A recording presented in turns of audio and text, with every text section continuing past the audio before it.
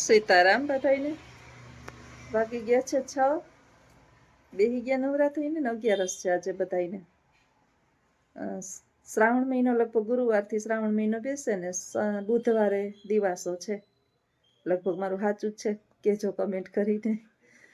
13 કે એવું કંઈક છે એની એકાધી તિથિ. હવે એક તિથિ કપાહે, કારણ કે 1 મહિનો પરસોત્તમ મહિનો હતો એટલે એનું સેટલ કરે ને આખા વર્ષમાં, એટલે એક એક તિથિ કાપી રાખશે. અને ક્યારેક વળી વધારે હોય. ના પાડતી હતી કે ફલાહાર કરવો, અને મેં જ બટેટા જ ખાઈ લીધા છે અત્યારે બપોરે, બટેટાની સૂકી ભાજી. હા વજીત કે એમ નમી કે પછી ઓલા થઈ જાય, આપણે આખો દી કામ કરતા હોય ને ભૂખ લાગે. સારું, સૂકી ભાજી કરીને ખાઈ લીધી. હવે હાઈ જે છે ને કંઈ ખાવું નથી, એટલે 11 વધી જાય. છતાંય અમારે 2 માણાને ઝઘડો થાય પછી એમાંથી ને કે આખો દી થોડી નવરી તું બેઠી હોય. સવારનું માણસ આમ જોઈએ તો અમે 2 જ છીએ, પણ આપણે ઘર નીચે રૂમ, ઓલા હોલ, કિચન ને રસોડું ને ફળિયા ને આ ને તે ઉપર 2 રૂમ ને બે વખત સવારે વારીએ ને અત્યારે વારીએ. મને 2 વખત વારું ને કચરા પોતા કરું ને ત્યાં જ મજા આવે. સારું હવાય નહીં ને ગંધારું ગમે નહીં, એના જેવું બધું છે. એટલે આવું છે બધું. એક આજે વિડીયો જોતી હતી હું. આપણે આપણી દુખડાને રોતા હોય ને ત્યારે ક્યારેક આપણને અમુક વિડીયો જે છે ને જીવન મોટિવેશન આપે. એ ભાઈ ક્રિએટર જ છે, ઇન્સ્ટાગ્રામની અંદર પોતે ખુદ કદાચ વિડીયો બનાવે છે. નામ તો મને બહુ નથી, પણ અત્યારે એનો બધા લગભગ વિડીયો બનાવીને બીજાય મૂકે છે. એ બિચારો હસતા કહેતો હતો કે ભગવાનનો મારી ઉપર ઉપકાર તો જોઈ, કે મને એકને જ ભગવાન, હું એક જ ભગવાનને બહુ પ્રિય છું. શું કામ? જો કારણ સાંભળજો. કે પહેલાં મારી બેન મરી ગઈ, મારી બેનને લઈ લીધી, પછી મારા પિતાને લઈ લીધા, એક મારી મા હતી ને એને લઈ લીધી. હવે આટલાથી નહીં ભગવાનને મારાથી ન દૂર થવાનું, એટલે એ ભાઈ જે છે નાની ઉંમરનો છે, હા બહુ મોટો નથી, કદાચ 25 થી 30 વર્ષની આસપાસ જ છે. બ્રેન ટ્યુમર થયું છે મને, કે મગજનું કેન્સર, અને વાય આવે છે. વાય એટલે પેલા ઓલા ચક્કર જેને આવીને પડી જતા હોય ને, બ્રેન ટ્યુમર વાળાને આ પ્રોબ્લેમ તો થાય, મગજનું કેન્સર હોય ને. એટલે દવા એને બતાવીને રિપોર્ટ ને બધું બતાવતો હતો.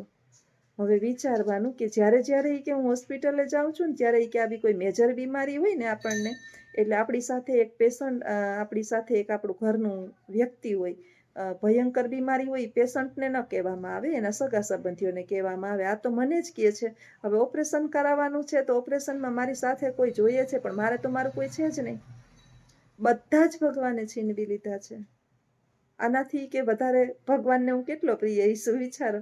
હસતા બિચારો એમ કહેતો હતો કે દવાખાનાની અંદર ઓપરેશનમાં જવું છે, છતાં મારી સાથે ઓપરેશનમાં મારી સાથે આવનાર કોઈ વ્યક્તિ નથી.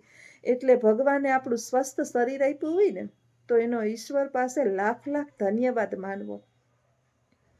ધન દોલત રૂપિયા આ બધું જે છે ને એ તુચ્છ છે, આપણા સ્વાસ્થ્ય કરતાં કાંઈ મૂલ્યવાન નથી.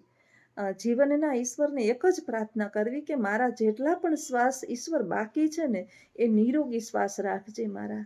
અને આ પૃથ્વી પર જે છે ને બીમારી નામની ચીજ ન દેતો, મારા દુશ્મનને બીમાર ન પાડતો. આપણે પ્રાર્થના ઈશ્વરને કરીએ. આ અંદરથી અમારું દિલ રવી ઉઠ્યું કે ઈશ્વર એને કોઈ એવો સથવારો આપી દે કે એ ક્યાંનો છે, હું છે, હું બહુ કંઈ આપણે જોયું નથી, એને એવું કોઈ મદદગાર આપી દે કે એને એના નાના ભાઈ કે એની જેમ એની કેર કરે અને એની સાથે ફરે અને કોઈ એની ધ્યાન આપે. કારણ કે સાજા હોય ને ત્યારે બહુ કોઈ યાદ ન આવે.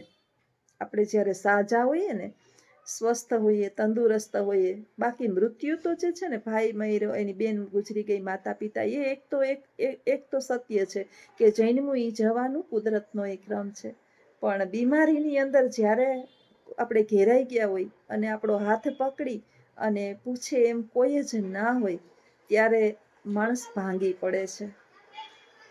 આપણે કહીએ ને કે કોક જોઈએ સથવારો જીવનની અંદર, કે જે આપણી સુખ દુઃખનું કાયમી માટે આપણે સાથ. માણસ જે છે એ ગાંડા નથી કે પરણે છે. આપણે કહીએ ને કે પરણવું ન જોઈએ, છોકરાઓને છોકરીઓને અત્યારે એમને ડિપેન્ડેન્ટ રહેવું છે, મોજ મજા કરવી છે. મોજ મજા આપણું જીવન, આપણી યુવા અવસ્થા ચાલતી હોય ત્યાં સુધી સારું છે. જીવનનો સાચો સથવારો પતિ પત્ની છે, પત્ની જે છે એ પતિનું સારા હોય એ તો, નહીતર નહીં. હવે એ તો આપણા નસીબ ઉપર આધાર રાખે. એટલે માણસ એટલે એના સંતાનો જે છે વૃદ્ધાવસ્થામાં સેવા કરશે અથવા તો એની લાકડી બનશે. પણ અત્યારે તો હળાહળ કળિયુગ ચાલે છે એટલે કાંઈ કોઈનો ભરોસો છે નહીં.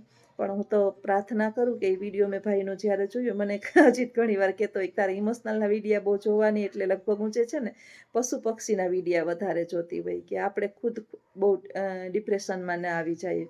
પછી છે ને હું વિચારે ચડી જાઉં, આપણે આવું જોઈએ ને ત્યારે વિચારે ચડી જાઉં કે મારે ભગવાને 2 દીકરા દીધા છે, 2 દીકરા મારી પાસે નથી. આપણે હાજા માંદા થઈએ તો આપને પાણીનો ગ્લાસ ભરવા, એટલે પછી હજી તેમ કહે કે મારા જીવનના છેલ્લા શ્વાસ સુધી તને તેડી તેડીને ફેરવવી પડશે ને તોય હું ફેરવીશ, એટલે તું ચિંતા કરમાં. ભગવાન કોઈને મારી સેવા ન કરવા દે. મેં તો બાની બહુ સેવા કરી છે, એટલે ઈશ્વર પાસે હું જ્યારે જ્યારે સેવા કરતી હતી ને ત્યારે એક જ પ્રાર્થના કરતી હતી કે એ પ્રભુ, જો મેં દિલથી સેવા કરી હોય ને તો મારા શરીરને કોઈનો સ્પર્શ ના થવો જોઈએ. કારણ કે સેવા લેનારની તકલીફ છે ને દેનારની તકલીફ છે.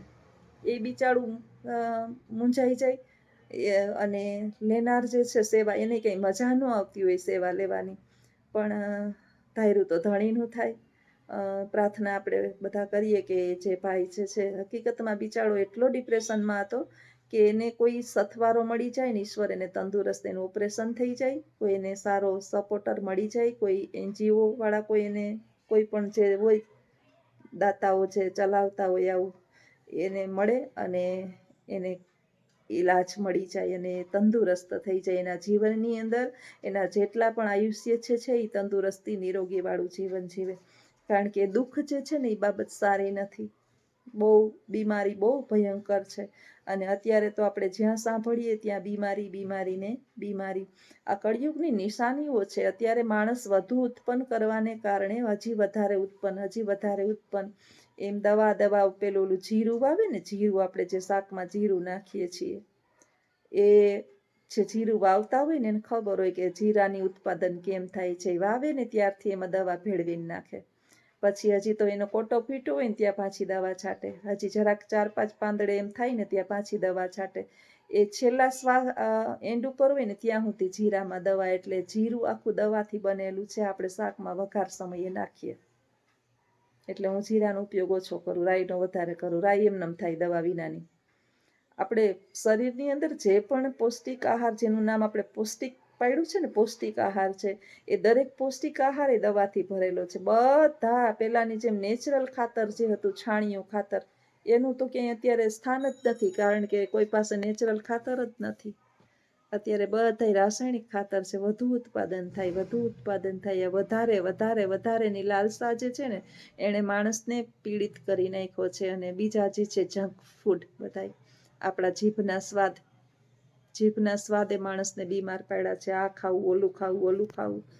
ઘરનું ઘણા કહેતા હોય અમે તો ઘરનું બનાવીને ખાઈએ છીએ. ઘરનું જે છે એ છે તો જંક ફૂડ જ ને. તમે બ્રેડ લઈ આવીએ ને ઘરે સેન્ડવિચ બનાવો, પણ ખાવ છો તો બ્રેડ ને, ખાવ છો તો પકોડા ને, ખાવ છો તો ભાજી પાવ ને. ભાજી શાકભાજી છે પણ પાવ તો ભેગા દાબો છો ને. એટલે આ બધા જંક ફૂડ છે. ક્યારેક બરાબર છે, મહિનામાં 1 દિવસ. બાકી સૌથી અત્યારે આ યુગની અંદર જે છે ને સાવ દવા વિહોણું બનતું હોય ને તો એ જુવાર છે. થોડા કઠોળ છે, કઠોળમાં ઓછું દવા છાંટવામાં આવે, બહુ ઓછી. અને બટેટા ને એવું જે છે એમાં દવા ન છાંટે. ડુંગળી ને બટાકા આમાં ઓછી દવા હોય. બાકી શાકભાજીમાં પાંદડે દવા છે અત્યારે, લીલા શાકભાજી. આ જે રીંગણું જે છે ને અવળું તમને હોય ને તો એને દવા છાંટે ને બીજે દિવસે આવડું રીંગણું ફૂટીને થઈ જાય છે. વિચાર કરવાનો કે પહેલાના સમયમાં આપણા બાપ દાદાઓ આંબા વાવતા. એ આંબો એ કેરી ન ખાઈ શકતા, કારણ કે એ આંબામાં કેરી ત્યાં સુધી ના આવતી. એના સંતાનો ખાતા કેરી. એટલે 100 વર્ષ પછી આંબામાં કેરી આવતી. 100 વર્ષ પછી. આ મારું વિધાન ખોટું હોય તો મને પાછું કહેજો.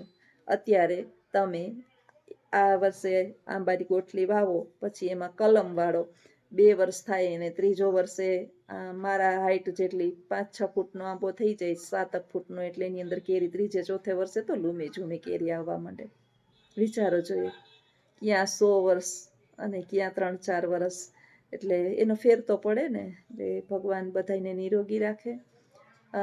દ્વારકાધીશને પ્રાર્થના કરીએ કે હે ઈશ્વર, પાછું ગોકુળ બનાવી દે, વૃંદાવન બનાવી દે, ચારેય બાજુ દૂધ દહીં અને માખણની નદિયા વહાવી દે અને અમારી સાથે પાછો આવી જા અને પાછું જે છે આ પૃથ્વીને રસાળ અને અમૃત જેવી બનાવી દે અને બધાના સ્વાસ્થ્યને એકદમ નિરોગી બનાવી દે. કારણ કે સામર્થ્ય આપણું આમાં કાંઈ છે નહીં. તમે બધા ચિંતા કરીએ, પણ સામર્થ્ય તો ઈશ્વરનું છે. ઈશ્વરની ઈચ્છા વિના તો પરણય હલતું નથી. કલયુગ ચાલે છે ને, કલયુગ જે છે એ બધાના મન ઉપર હાવી થયો છે.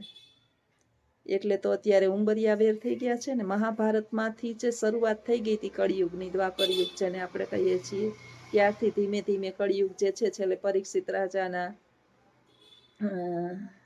મુગટમાં થઈ અને કળિયુગ બધે પ્રવેશો, સોનામાં, જમીનમાં, આમાં બધે ધીમે ધીમે પ્રવેશો છે. ઘર સુધી પ્રવેશી ગયો છે કળિયુગ. માણસના માનસ પટલ ઉપર કળિયુગનું રાજ છે અત્યારે. એટલે આપણા ઉપર બહુ હાવી ન થાય એવી ઈશ્વરને પ્રાર્થના કરીએ અને થોડીક આપણી અંદર દયા ભાવના ઈશ્વરને કે અમારી અંદર માણસ જન્મમાં છીએ ને, તો બસ ભગવાન નથી થવું, એક માણસ તરીકે જીવી અને જઈએ કે જેથી કરી અને બહુ આપણા ઉપર કળિયુગ હાવી ન થાય ને ઈશ્વરને બહુ ઓછા જવાબ દેવા પડે. તો આવજો બધાય. સીતારામ. અને પેલા ભાઈ માટે પ્રાર્થના કરીએ કે ઈશ્વર, હું તો કરું જ તું, મેં તો વિડીયો જોયો ત્યારથી કે એને કોક સથવારો આપી દેજે એના જેવો, કે એના બીમારીનો ઈલાજ થઈ જાય અને એની જેટલી પણ જિંદગી છે એટલી સ્વસ્થ જીવે. આવજો. સીતારામ.